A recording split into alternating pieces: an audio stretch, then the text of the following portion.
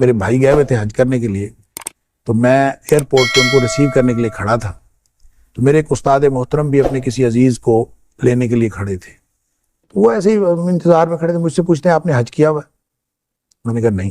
تو مجھے کہتے ہیں کہ لوگ سمجھتے ہیں کہ حج پیسے سے ہوتا ہے، حج پیسے سے نہیں ہوتا، حج ارادے سے ہوتا ہے، کیا بات، اور نیت سے ہوتا ہے۔ آپ ابھی حج کا ارادہ کریں۔ میں نے کہا کہ جی میں ارادہ کرتا ہوں کہ میں انشاءاللہ اگلے سال حج پہ جاؤں گا۔ تو مجھے کہتے ہیں کہ اگلے سال نہیں، اسی سال۔ کیا بات ہے۔ تو میں نے کہا اسی سال کا تو ہو گیا ہے شیخ، اگلے سال ہی آئے گا حج اس کے لیے۔ تو یوں میں نے ارادہ کر لیا۔ انہوں نے مجھے کہا کہ آپ ایسے کریں کہ آپ کے پاس چاہے 10 روپے ہیں چاہے 20 روپے ہیں، آپ اس کو اکٹھا کرنا شروع کریں اور باقی وسائل اللہ تعالیٰ خود مہیا کر دے گا۔ اور ایسے ہی ہوا۔ میں اس کے بعد ان کے کہنے کے مطابق میں نے جوڑ جمع شروع کیا، اللہ تعالیٰ نے وسائل دے دیے۔ ارادہ کر کے اپنے کوشش شروع کر دے، باقی معاملات اللہ کے پاس۔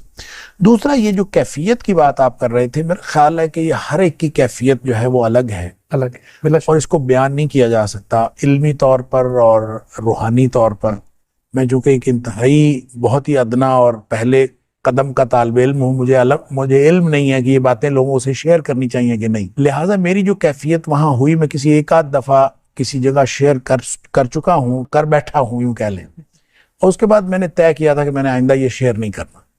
تو اس میں ایک پہلو بہرحال ایسا ہے جو لوگوں کے لیے اس کے اندر ترغیب کی بات ہو سکتی ہے، اس لیے میں اس کو ضرور اس میں شامل کرنا چاہوں گا۔ وہ میرا تجربہ اس طرح سے ہوا کہ ہم لوگ حج پہ گئے اور حج کیا، پہلی دفعہ میں گیا تھا تو ہم تقریباً 30 دن جو ہے، وہ 40 دن کا پیکیج ہوتا ہے، تو 30 دن ہم مکہ مکرمہ میں ہی رہے۔ تو ویسے تو حج کے اندر پیکیج یہ شامل تھا کہ وہ حج سے پہلے مدینہ منورہ جانا تھا اور واپس آنا تھا، لیکن ان کی کوئی ایڈجسٹمنٹ میں کوئی مسئلہ ہو گیا، تو جس کی وجہ سے ہم حج کے بعد ہم مدینہ منورہ گئے تو سب لوگ یہی کہہ رہے تھے کہ ساری مشقت ادھر ہی ہوتی ہے مکہ مکرمہ میں، اب وہاں تو جا کے آرام کرنا ہے اور کچھ نہیں ہے، کوئی مسئلہ نہیں۔ تو میں نے کہا کہ ٹھیک ہے، اگر یعنی یہ کیفیت تھی، لیکن جب تو پہلا دن تھا میں مسجد نبوی میں بیٹھا ہوا، میں یہ سوچ رہا تھا کہ نبی کریم صلی اللہ علیہ وسلم کے شہر میں آئے ہیں، تحفہ کوئی ہدیہ نبی کریم صلی اللہ علیہ وسلم کو پیش کرنا چاہیے، تو کیا میں تو کچھ بھی نہیں لے کے آیا۔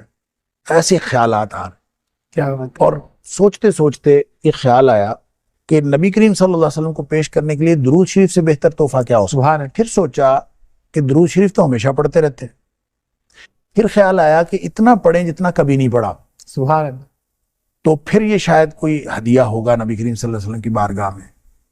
تو پھر ایک فگر مقرر ہوا خود ہی ذہن میں نا کہ اتنا مجھے روزانہ پڑھنا چاہیے، بس وہ فگر میں زیادہ بڑا مقرر کر بیٹھا، تو وہ پھر مجھے اتنی مشکل ہوئی اس کو پورا کرنے کے لیے کہ میں سمجھ لیں دن رات صرف درود شریف پڑھتا رہتا۔ سبحان اللہ۔ تو اس کا پھر کوئی 5واں کا دن تھا میرا خیال ہے، کیونکہ وہ 7 دن کا وہاں پہ قیام ہوتا ہے، تو 5واں کا دن تھا اور خواب میں نبی کریم صلی اللہ علیہ وسلم کی زیارت ہوئی۔ سبحان اللہ، سبحان اللہ۔ اور اس کی تفصیلات الگ ہیں، لیکن اس میں جو بتانے والی بات ہے وہ یہ کہ نبی کریم صلی اللہ علیہ وسلم نے فرمایا کہ تمہاری دعوت قبول ہے۔ اور یہ اس خواب کی جو سرشاری تھی وہ اس قدر زیادہ تھی کہ میں کبھی 5واں دن تھا تو 2-3 دن اور تھے، تو میں انتظار کرتا رہا کہ مجھے نا دوبارہ پھر کوئی ایسی کیفیت ہو، لیکن پھر کبھی نہیں ہوئی۔ اس کے بعد بھی سفر ہوئے لیکن کبھی یہ کیفیت نہیں ہوئی، بس وہ پہلی دفعہ ہی ہوئی۔ تو اس میں جو آپ نے کہا کہ حج سے پہلے کی کیفیت اور بعد کی، تو اس میں جو فرق ہوا، اس خواب کی جو کیفیت تھی اس میں گروپس نبی کریم صلی اللہ علیہ وسلم کے سامنے پیش کیے جا رہے تھے، تو گروپ کی شکل میں نبی کریم صلی اللہ علیہ وسلم بتاتے تھے کہ ان کی دعوت قبول ہے، ان کی دعوت قبول نہیں ہے، یعنی اس طرح سے وہاں فیصلے ہو رہے تھے۔ کچھ بہت ہی حیرت انگیز چیزیں بھی میں نے دیکھی۔ میرے ایک دوست جو اب اس دنیا میں نہیں رہے، ان کے بارے میں نبی کریم صلی اللہ، وہ اپنا سامان اٹھائے ہوئے پیچھے پیچھے جا رہے ہیں۔ میں نے کہا اس بندے کو پتہ نہیں کیا ہے، میں اس کے پیچھے پیچھے گیا ہوں کہ اس کو مسئلہ کیا ہے، تو وہ پیچھے جا کے بیٹھ گیا۔ اللہ، میں نے اس کے جا کے پوچھا، میں نے کہا آپ کو کیا ہوا؟ کہتا میری دعوت قبول نہیں ہوئی۔ تو میں نے اس سے پوچھا آپ کی دعوت کیوں قبول نہیں ہوئی، آپ کے پاس سارا سامان تو موجود ہے؟ تو اس نے کہا میری داڑھی چھوٹی ہے اس لیے میری دعوت قبول نہیں ہوئی۔ اب یہ عجیب بات تھی، اور پھر میں جب یہ واپس آیا ڈاکٹر صاحب، میں اس کے گھر گیا اور میں نے اس کو یہ بتایا نہیں، میں نے ویسے یہ بتایا، میں نے کہا مجھے خواب میں کچھ بشارت ہوئی ہے تمہارے بارے میں۔ سبحان اللہ. اور یہ بشارت ہوئی ہے کہ تمہاری ساری باتیں ٹھیک ہیں، بس تھوڑا سا مسئلہ ہے داڑھی والا، وہ بھی پورا کر لو. اور وہ الحمدللہ اس نے فوت ہونے سے پہلے داڑھی پوری کر لی ہوئی تھی. سبحان اللہ. اللہ تعالیٰ اس کی قبول فرمائے. لیکن میں یہ کہہ رہا ہوں کہ ان کیفیات میں جب ہمارا گروپ پیش ہوا نا، تو اس گروپ کو انہوں نے، نبی کریم صلی اللہ علیہ وسلم نے یوں فرمایا کہ ان کی دعوت قبول ہے، تو سبحان اللہ. ہم سب خوشی مبارک سب کچھ. لیکن ہم جب جانے لگے ہیں تو پھر پیچھے سے آواز پڑی ہے، ہم دوبارہ پھر آئے ہیں، اور پھر یہ حکم ہوا ہے کہ آپ لوگ ایک دعوت اور کریں. اللہ. اچھا، یہ جو تھی اس پورے گروپ کے اندر بہت خوشی کی لہر دوڑ گئی کہ یہ کوئی خاص ہمیں حکم ہوا ہے کہ دوسری. میں نے اس کو یہ سمجھا کہ ہم جو دین کا کام کر رہے ہیں وہ بہت تھوڑا ہے، ہمیں اس کو کم از کم دگنا کر. جو حج سے پہلے کی کیفیت ہے اور حج کے بعد کی کیفیت میں سمجھتا ہوں وہ یہ ہے کہ میں نے اپنی ذمہ داری یہ سمجھی کہ نبی کریم صلی اللہ علیہ وسلم ہم سے جو تقاضا کرتے ہیں وہ اس سے کہیں زیادہ ہے، ہمیں اور زیادہ کام کرنا چاہیے. بڑا مشہور معاملہ ہے نا مستجاب الدعوات ہونے کا، اس حوالے سے آپ کا کوئی تجربہ؟ مستجاب الدعوات تھے، بالکل میرا تجربہ ہے. اور صوفی عبداللہ صاحب کے حوالے سے بتاتے تھے کہ وہ چونکہ بڑے مستجاب الدعوات تھے، تو ان کے بارے میں بھی میں نے پوچھا ان کی دعاؤں کا کیا طریقہ کیا ہوتا تھا. وہ کہتا ہے وہ نا دعائیں بڑی مانگتے تھے بڑی عجیب طریقے سے. تو ربوبیت کی آیات پڑھتے جاتے تھے، جس میں اللہ تعالیٰ کی عطا کا ذکر ہے وہ شروع کر دیتے تھے، اور مختلف جگہوں سے آیات جو ان کو یاد ہوتی تھی پڑھتے جاتے. اچھا، آیات پڑھنے کے بعد پھر وہ یوں نہیں کہتے تھے کہ یا اللہ یہ دے دے اور یا اللہ یہ دے دے. دعا کروانے والا جو ہے نا اس کو کہتے تھے چلو بھئی یہ بھی گل ہو گئی، چلو بھئی یہ بھی گل ہو گئی.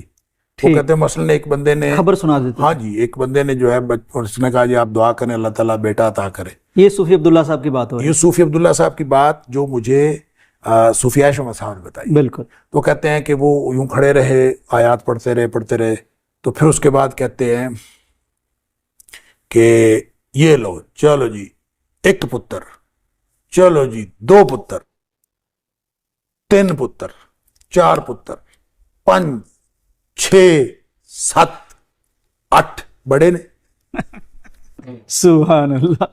وہ کہتے ہیں اس طرح سے وہ دعا انہوں نے کی. تو وہ کہتے ہیں صوفی عائشہ صاحب کہتے ہیں میں نے اپنی زندگی میں تو اس کا 8 بیٹے ہی ہوئے. اللہ اکبر. اچھا، خود انہوں نے مجھے اپنے دعاؤں کے بارے میں بتایا. ایک تو وہ ذکر بہت کرتے تھے، اور بعض اذکار انہوں نے مجھے بتایا، میرے ساتھ شیئر کیے، سورہ فاتحہ، آیت الکرسی، بہت زیادہ. اچھا، وہ جو کثرت کرتے تھے نا اس کا آپ یہ اندازہ کر لیں کہ ایک دفعہ وہ کہتے ہیں کہ میں نے اللہ سے دعا کی یا اللہ میری یہ دعا قبول کر لے، میں 1000 روزے رکھوں گا. اچھا، اللہ اکبر. آپ اندازہ کریں اس طرح کو کرتا ہے. ہاں بہت اور مشکل. پھر وہ کہتے ہیں میں نے رکھے. اچھا، میں حیران حضرت، 1000 روزے 3 سال بنتے ہیں. تو کہتے کوئی نہیں، وہ میں روز رکھ لیتا تھا، الحمدللہ روزہ رکھ لیتا تھا، روزانہ ہی رکھ لیتا تھا. سبحان. وہ کوئی نہیں، الحمدللہ کچھ بھی نہیں ہوا مجھے، میں ٹھیک 1000 روزے رکھ لیے. اب دیکھیں جو بندہ 1000 روزے رکھے گا، اور پھر وہ کہتے تھے اللہ کے رسول صلی اللہ علیہ وسلم فرمایا کہ جو دعوت الصائم ہے نا وہ رد نہیں کی جاتی. روزے دار کی دعا. وہ کہتے ہیں آپ روزہ رکھ کے تو دعا کر لیں، پھر رد نہیں کی جاتی جب گارنٹی ہے نبی پاک صلی اللہ علیہ وسلم نے دی. ڈاکٹر صاحب بہت شکریہ آپ کا. ناظرین، یہ اللہ والوں کی باتیں ہیں، اللہ سے تعلق کی باتیں ہیں. ایک بریک، ایک پروگرام کیا، اس پہ تو زندگیاں بیت جائیں جب ہم اللہ والوں کی باتیں کریں اور اللہ تعالیٰ کی عطا کی بات کریں، اس کی دینے کی بات کریں، اور بندوں سے تعلق اور محبت کی بات کریں.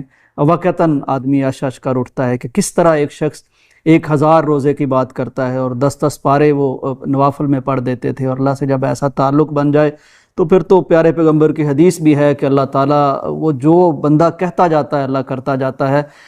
پروگرام کے آخر میں ہم دعا کرتے ہیں کہ اللہ تعالیٰ ہمارے اس بزرگ کی قبر منور فرمائے، جنت میں ان کے درجات بلند فرمائے، اور ہمیں بھی ایسے اللہ والوں کی اسوہ پر چلنے کی کچھ نہ کچھ اللہ توفیق عطا فرما دے تاکہ ہمارا بھی کوئی بیڑا پار ہو جائے.